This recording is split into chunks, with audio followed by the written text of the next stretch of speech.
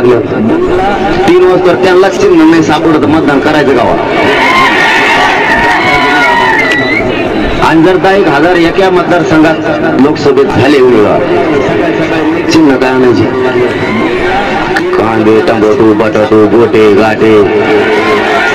आता पंचायतच व्हायचं काम झालं ना ताई. काय डोकं लागते? मी म्हणलो त्यांना मराठीत नद लागू नका, तुम्ही वेगळं केशीचं डोकं लावता तुमच्या आता सत्ता आहे म्हणून. मराठी त्याच्या पुढचे आलेत का नाही कायदेशीर आहे की नाही? आता असं काय एका धोत्रावाल्याने फॉर्म भरू नये, पॅन्टीवाल्यानेच भरावं असं काय का? जाणारा मागच्याने फॉर्म भरू नये, त्याला शिकल्याला लागतो. आता कुणी भरील ना भरायचं म्हणलं काय का नाही कायदेशीर तू म्हणू शकतो भरून ते घेतलं का नाही हाताने वाजून भरावं. आणि असे करायला लागले पोरत म्हणजे बैलाची पण टाकी खासदार केलं तो भरतो. आता तू चिन्ह कवा सापडायचं मग इतक्या गर्दीत? असं करायला लागले अवघड मिळ करून ठेवाय. मला विचारते तुमची भूमिका काय नाही, मला मिळत लाग ना काय काय चाललंय पुढे. आता तू चिन्ह कवा सापडायचं मग इतक्या गर्दीत? आपली मागणी ओबीसी आरक्षणातून आणि सगळ्या सवारीची अंमलबजावणी. आता शेवटचं सांगतो थांबतो. त्यांनी दिलं 10% आरक्षण, लोकसंख्या 28%, अर्ध किती होतो? 14%. ही 10% कोणता अर्ध? कोणता गणित शास्त्रज्ञ येईल आणि सगळ्या सवारीची अंमलबजावणी. बरं द्याय नका 10 तो 10. इशीच्या सगळ्या सवलती आहेत का? आपल्या ज्या 13%च्या मागच्या सवलती होत्या त्याच्यात याच्यात सवलती नाही. इंजिनिअरिंग नाही, मेडिकल नाही, तंत्र शिक्षण नाही, MBBS नाही. आणि काय दिलं त्याच्यात? आपल्या ज्या 13%च्या मागच्या सवलती म्हणजे काय? दुसरं आता शिक्षक आणि पोलीस भरती लावली, मेडिकल नाही, लगेच याची काढा झाली स्टे आणण्यासाठी. म्हणजे मराठीच्या पोराचं तिथं पण वाटवलं लगेच. आणि यांचा श्रद्धे फडणवीस साहेब, फडणवीस साहेब सदावरची म्हणत असतो श्रद्धे देवेंद्रजी, आणि त्यांनीच आता याचिका दाखल केली. म्हणजे एक लगेच देवेंद्र फडणवीस साहेबच देणार आणि दुसरी करून घालवणारी भीती आणि दिलं 10%. देऊ द्या, मी तुमच्या समक्ष 10% मान्य करतो.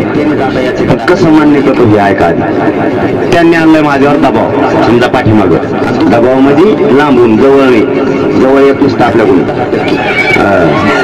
आपल्याकडे तुम्ही याला मग सांगतो कसं येत नसतो. मी का दादागिरीने बोलत नाही. आपला दणका तसा आहे. ही मागचं शोधून बघा 6 महिन्यात एकदा मंत्री चर्चेला आल्याला डबल आपल्या व्यासपीठावर आला नाही. तसली दादागिरी नाही. लांबून हिंडते दबावाना म्हणते त्याच्यावर 10% घ्यायला लावा. ओबीसी कायदा सांगतो जर एखादी जात मागास सिद्ध झाली तिला ओबीसी आरक्षण घ्यावं लागतं. मुख्यमंत्री अधिवेशनात म्हणतात मराठा समाज 10% मागास सिद्ध झालाय, तर मग मराठ्यांना ओबीसी आरक्षणात का घेतलं नाही? 50%च्या वरती का प्रवर्ग वेगळा घ्या? मराठा समाज %10 मागास सिद्ध झाला. जी जात मागास सिद्ध झाली ती जात ओबीसी आरक्षणात घ्यावं लागतं. मराठी 50%च्या 27% ओबीसी आरक्षणात का नाही घेतली? समाज 10% वर का? कारण वरचं टिकत नाही. ही जात ओबीसी आरक्षणात घ्यावं लागतं. मी त्यांना सांगितलं हे मराठी स्वीकारते, पण कोणते मराठी? ते 2-2.5 जणांनाच लागत. 2 जणांची मागणी 2-2.5 जणांना लागतात तेवढ्यासाठी. आमची मराठ्यांची नाही, आमची सगळ्या करोडो मराठ्यांची मागणी ओबीसीतून आरक्षण आम्हाला पाहिजे तेच आम्ही घेणार. आणि त्या अर्धा घेत आणला आम्ही, थोडं राहिलं आता सगळ्या स्वारीचे अंमलबजावणी. तुम्ही ते 10% ओबीसी आरक्षणात घ्या आणि ओबीसीच्या ज्या सगळ्या सवलती त्या 10%त पाहिजे आणि त्यावर हे 250 लोकांसाठी मंजूर. कुणीच काय बोला. मग काय करा? निष्ठावाने म्हणजे मी जो जातीपासून फुटू शकत नाही, याला एकच पर्याय, याला 10% स्वीकारायला लावा. यानं 10% न स्वीकारल्यामुळं राज्यात गुलाम उधळला गेला नाही. 2018ला आपण ECBCचं आरक्षण दिलं त्यावेळेस मराठ्यांनी गुलाल उधळला तर आपले 106 आमदार आले होते. यावेळेस मराठ्यांनी गुलाल 10% देऊन उधळला नाही. या पोरावरती दबाव उभा करा आणि याला 10% आरक्षण घ्यायला भाग पाडा. जरी 10% हो म्हणला तर समाज गुलाम उधळतोय. म्हणजे हा सत्तेच्या आणि मराठ्यांच्या मधला काटा आहे. याला हा म्हणायला लावा, नाही तर हा काटा बाजूला करा. असा होणार नसला तर याला गुतवा म्हणून ती एसआयटी नेमली.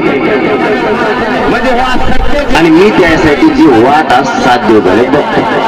याला हा म्हणायला लावा, नाही कारण मी जर आज गेलो तर याला गुतवा. भावनिक लाट अशी येणार की यांचा सगळा सोपडा साथ होणार. खलास राजकारण यांचं. आणि मी काय शान म्हणून नाही बोल. मी जेलमध्ये मस्त करीत असतो कायद्या मी कैदी ते आपले मराठीचे कैदी एकच असतो आणि त्यांना आत मराठा आरक्षण शिकत असतो मी. मुस्लिम बांधवाचे जर काही कैदी असले तर ते मायाकडूनच होणार ते राहत. त्याच्यात काही वंजारी धनगर बांधवाचे असले ते पण मायाकडूनच होणार. 12 बलुतेदारांचे जर काही कैदी आता असले तर ते पण मायाकडूनच होणार. सगळं भुजवायचे सोडून बाकी सगळ्या मायाकडून मी आत्महत्या काढत असतो. ते पण मायाकडून तुम्हाला मान देऊन काढतो ना म्हणून जरा वरिष्ठ हटतच नाही. आता मी देवेंद्र फडणवीस साहेबांना सांगितलं होतं तुम्ही माया नादी लागू नका. तुम्ही गलत जागेवर खेळला. निष्ठावंतांच्या निरापाटाच्या नादी लागायचं कारण त्या तुम्हाला पुढे मला तुमचं काही लागत पण नाही. मला तुमचे पैसे लागत येत ना. पद पैसे जन्म कवाच जमत नाही. हिंदी जन्म जमत नाही तसं कारण मला काहीच